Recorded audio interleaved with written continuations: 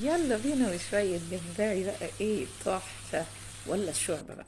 بس معلش، المقطع اللي فيه الشوربة اتباظ، فأنا منزله لكم الجمبري بس. طبعا جمبري يبقى فيه سمك، يبقى فيه بتنجان مقلي، وفيه فلفل، فيه بابا غنوج. السمك كاملة، بتنجان وسمك وجمبري بقى وشوية شوربة، كانوا في منتهى الجمال.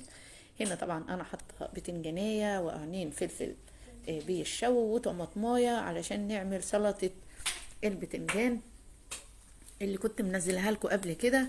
بنقشره، وبعد كده الطماطم برضو والفلفل بنقشرها ونقطعها، وبنبقى عاملين بقى تومة تتحمر في حبة زيت، وننزل عليها بقى بالبتنجان والفلفل والطماطم، بتبقى سلطة تحفة. ادي الحلة بتاعتنا بقى، وهنحط فيها حبة زيت، وننزل بيهم بس مش زيت كتير علشان احنا مش عايزينها يتحمر، هو حبة زيت صغيرين كده. هنشوح فيها الجمبري طبعا بعد ما طلعنا السلسلة الرملة منه، وهنشوحه كده في الحلة شوية لحد طبعا ما بياخد لونه خالص، وفي نفس الوقت المية بتاعته تنزل وتنشف. وبعد كده هوريكم هنعمل ايه. هنا طبعا كل شوية بقلب فيه، بحط طبعا ملح. سمك جمبري يعني عايز ملح كويس، مش رشة ملح صغيرة، لا. حلاوته بقى كده لما تيجي تمصمصي ويبقى فيها ملحها حلو يعني. ادي الملح والفلفل الاسود بس. انا كان عندي احفادي فما كانش ينفع احط شطة ولا احميه اكتر من كده، فانا استكفيت بالملح والفلفل الاسود. لما بنبقى لوحدينا ممكن نحط حبة شطة كمان، بتبقى ايه، تبقى سبايسي وتبقى حلوة.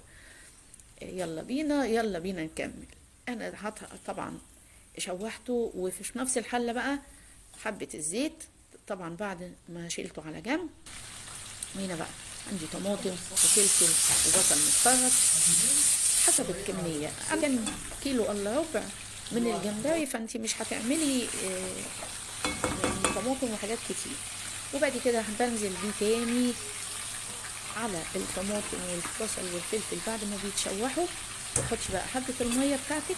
طبعا ما تحطيش مية ياما، على اساس ان برضه تبقى شوربته حلوة كده. انا هسيبه بقى ياخد ويدي بشكل ودي مع نفسه، وبعد كده بصفي بقى الشوربة، بحطها في البولات بتاعتها، والجمبري لوحده. واحلى شوربة جمبري تعرفي تشربيها ان شاء الله. جربوا الوصفة دي وهتعجبكم. اشوفكم على خير، وسلام عليكم.